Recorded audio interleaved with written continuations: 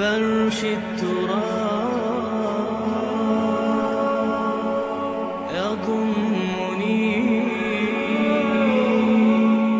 اللہ کا جو ہمیشہ سے ضابطہ اور قاعدہ رہا ہے، قانون رہا ہے کہ کسی رسول کے بھیجے جانے کے بعد اور اس کی جانب سے اتمام حجت کے کیے جانے کے بعد بھی اگر کوئی قوم کفر پر اڑی رہے بحیثیت مجموعی تو اس پر عذاب الہی آتا ہے، عذاب استیصال.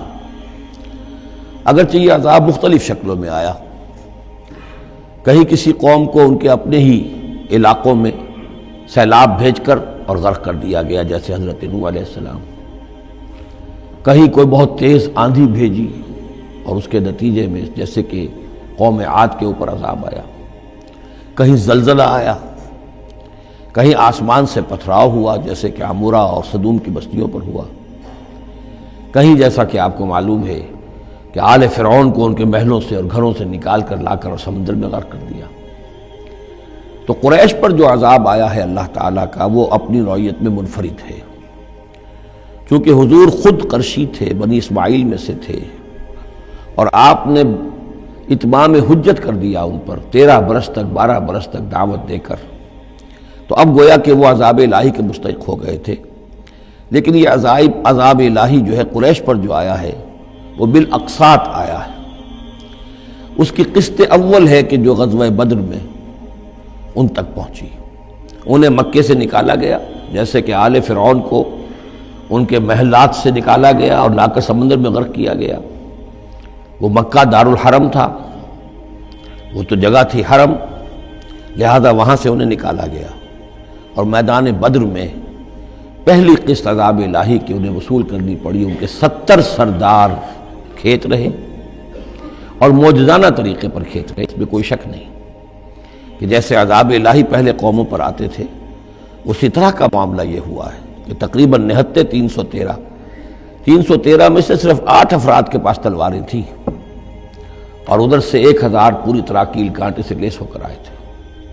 تو اللہ کی خصوصی مدد تھی کہ جس سے یہ عذاب آیا ہے اصل میں قریش کے اوپر، اور تقریباً تمام بڑے بڑے نامور سردار جو ہیں وہی میدان میں کھیت رہے. 70 ان کے قیدی ہو گئے. ابھی زخمی کتنے ہوئے ہوں گے انہیں بھی آپ ذہن میں رکھیے. تو یہ عذاب کی پہلی قسط تھی جو غزوہ بدر میں آئی ہے.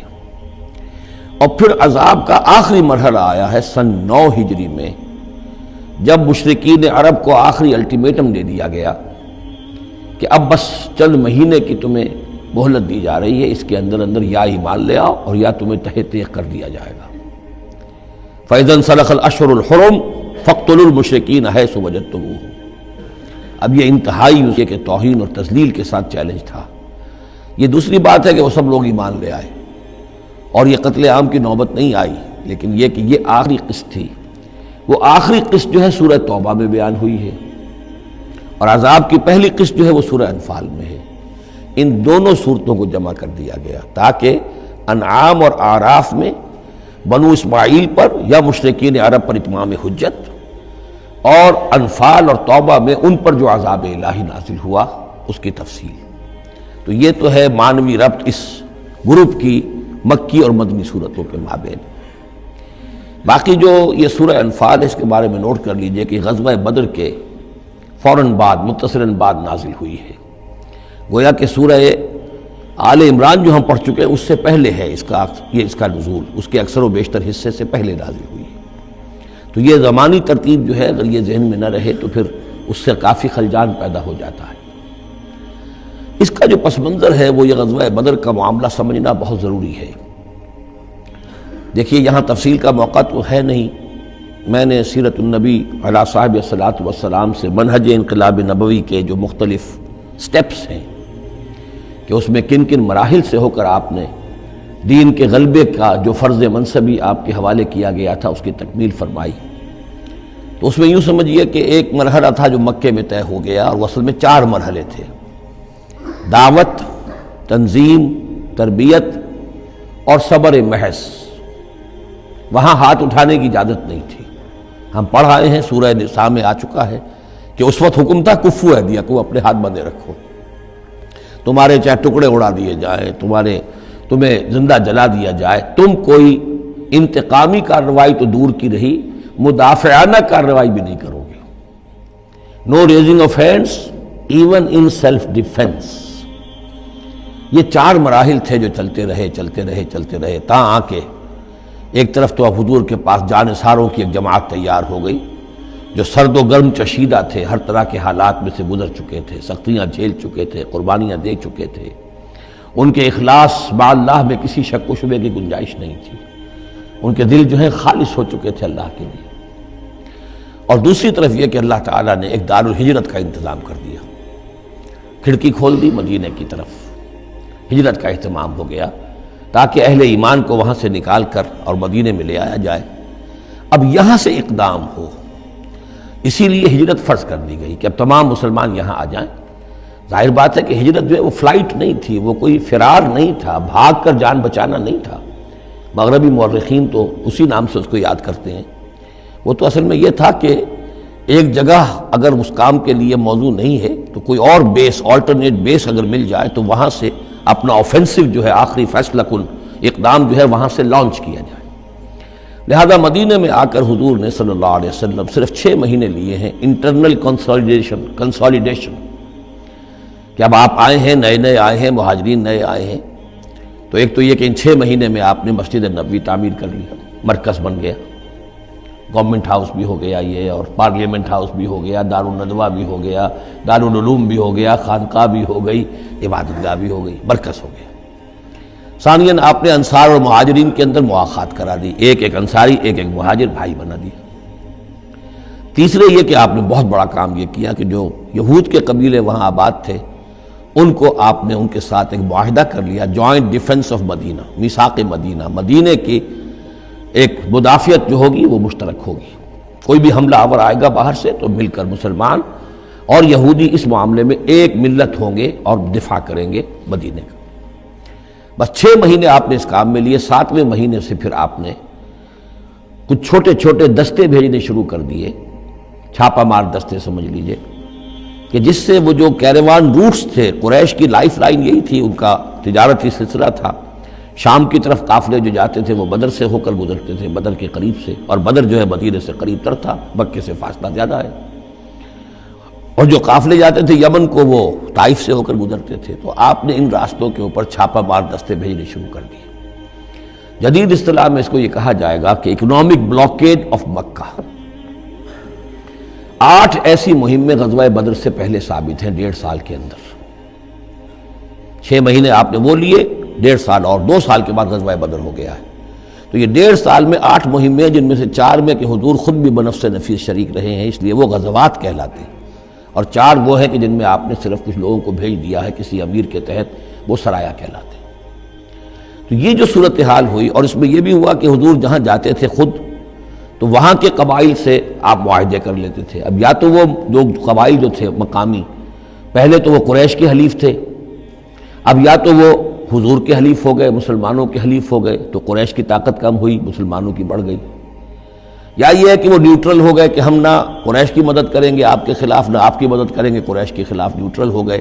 اس سے بھی یہ ہے کہ قریش کا جو حلقہ اثر تھا، سیاسی زون آف پولیٹیکل انفلوئنس، وہ کم ہو رہا ہے.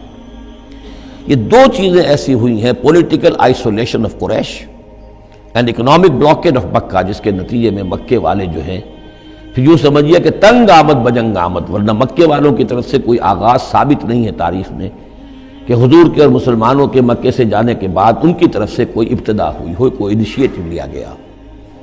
2 واقعات خاص طور پر ایسے ہو گئے کہ ایک چھوٹا سا آپ نے ایک دستہ بھیجا تھا نخلا، اور یہ نخلا جو ہے یہ مکے اور طائف کے مابین، تو سمجھیے کس قدر فاصلے پر، اور وہاں مٹ بھیڑ ہو گئی. جو مسلمان وہاں بھیجے گئے تھے ان کے کفار کے ساتھ، وہاں ایک مشرک مکے کا مارا گیا، ایک کو انہوں نے قید کیا، ساتھ لے آئے، کچھ سامان جو ان کا تجارت تھا وہ بھی لے آئے، وہ مال غنیمت سمجھ کر. تو حضور اگرچہ ناراض ہوئے کہ میں نے تمہیں لڑنے کا حکم نہیں دیا تھا، میں نے اس لیے بھیجا تھا کہ وہاں رہو اور قریش کی نقل و حرکت سے ہمیں مطلع کرتے رہو. لیکن اب سچویشن پیدا ہو گئی، گویا کہ یہ چاہے ارادہ تھا یا نہیں تھا، ڈی فیکٹو شکل یہی ہوئی کہ اقدام ہو گیا مسلمانوں کی طرف سے، اب آغاز ہو گیا مسلمانوں کی طرف سے. ادھر جب ابو سفیان لے کر جا رہے تھے بہت بڑا قافلہ شام کی طرف، تو حضور نے اس کا تعاقب کیا، لیکن وہ تیزی سے نکل گئے تھے. لیکن جب واپس آ رہے تھے اور 50,000 دینار کا سامان تھا ان کے قافلے کے اندر، بہت لدا پدا قافلہ، انہیں یہ خطرہ ہوا کہ اب پھر محمد صلی اللہ علیہ وسلم اور ان کے ساتھی کہیں لوٹیں گے ہمیں اور ہمارے اوپر حملہ کریں گے، روکیں گے ہمارا راستہ۔ تو انہوں نے یہ کی دوہری حکمت عملی کی کہ ایک تو یہ کہ ایک سوار بھیجا آگے، تیزی کے ساتھ دوڑایا کہ مکے جاؤ اور کہو کہ ہمارے قافلے کو خطرہ ہے محمد سے صلی اللہ علیہ وسلم، لہذا مدد بھیجو۔ اور ادھر یہ کیا کہ وہ عام راستہ جو تھا، جو بدر سے ہو کر گزرتا تھا، اسے چھوڑ کر ساحل سمندر کے ساتھ ساتھ نیچے سے ہو کر وہ نکل بھی گئے۔ اب وہاں مکے میں یہ دونوں چیزیں بیک وقت پہنچ گئیں۔ ایک طرف وہ نخلا سے لوگ روتے پیٹتے چیختے چلاتے ہمارا آدمی مار دیا محمد کے آدمیوں نے، وہ آ گئے، ادھر سے وہ آ گیا جو ابو سفیان کا بھیجا ہوا تھا ایلچی کہ دوڑو دوڑو دوڑو تمہارا قافلہ محمد لوٹنے والے ہیں اور یہ ہے اور وہ ہے۔ بس وہ وار کرائی وہاں ہوئی اور 1,000 کا لشکر جو ہے وہاں پر پھر جمع کیا گیا اور 900 اونٹ فراہم کیے گئے اور 100 گھوڑوں کا ایک رسالہ تیار کیا گیا اور وہ لوگ مکے سے نکل آئے۔ یہ صورتحال ادھر ہو رہی تھی۔ ادھر یہ ہے کہ حضور صلی اللہ علیہ وسلم نے مدینہ میں پہلے تو یہ فیصلہ کیا تھا کہ اب یہ قافلہ واپس آنے والا ہے تو ہم اس قافلے کا تعاقب کریں۔ ابھی جنگ وغیرہ کا آپ کو گمان نہیں تھا، ابھی مدینہ ہی میں آپ نے یہ جو ہے اس ایسا ارادہ ظاہر کیا کہ جیسے پہلے بھی گئے تھے، جب قافلہ جا رہا تھا شام کی طرف تو تعاقب کیا تھا، ایسے جب آ رہا ہے تو اسے انٹرسیپٹ کریں۔ لہذا ایک تو مشاورت ہوئی ہے مدینہ میں، آیا چلنا چاہیے یا نہیں چلنا چاہیے، وہ میں بعد میں عرض کروں گا جب ہم آیتیں پڑھیں گے۔ پھر جب کچھ لوگ نکل آئے اور یہ نہیں سمجھا گیا تھا کہ کوئی جنگ ہونی ہے، کوئی بڑا لشکر آ رہا ہے، اس وقت تک اطلاع نہیں تھی، اسی لیے بس جو جس کے ہاتھ میں آیا، کسی کے پاس نیزہ تھا، کسی کے پاس کچھ اور تھا، تلواریں 8 تھیں، گھوڑے کل 2 تھے، وہ چل پڑے۔ چلو اس لیے کہ مسئلہ تو قافلے کا مسئلہ ہے نا، کوئی جنگ تو ہے نہیں، کوئی لشکر وشکر تو آ نہیں رہا۔ جب آپ کچھ سفر طے کر کے مقام صفرا تک پہنچ گئے تو وہاں وحی آ گئی اور آپ کو اطلاع بھی پہنچ گئی، اطلاع بھی پہنچ گئی کہ ابو جہل جو ہے 1,000 کا لشکر لے کر مکے سے چل پڑا ہے۔ اور وحی بھی آ گئی، اللہ نے بتا دیا کہ اے نبی اب یہ 2 شکلیں ہیں، جنوب سے مکے کی طرف سے ایک لشکر آ رہا ہے کیل کانٹے سے لیس ہے، شمال سے قافلہ آ رہا ہے، اور میرا یہ وعدہ ہے کہ ان دونوں میں سے ایک ضرور تم کو دے دوں گا، تم کو فتح حاصل ہو جائے گی۔ یہ میرے اہل ایمان کو بتا دیجئے اور ذرا مشورہ کیجئے۔ تو دوسری مشاورت جو ہے وہ مدینے سے نکل کر ہوئی ہے مقام صفرا میں۔ یہ اصل میں جو چیزیں اگر سامنے نہ ہو تو پھر یہ بہت خلجان ہوتا ہے، اور اکثر لوگوں کو، مترجمین کو اور مفسرین کو بہت خلجان رہا ہے ان آیات کے سمجھنے میں۔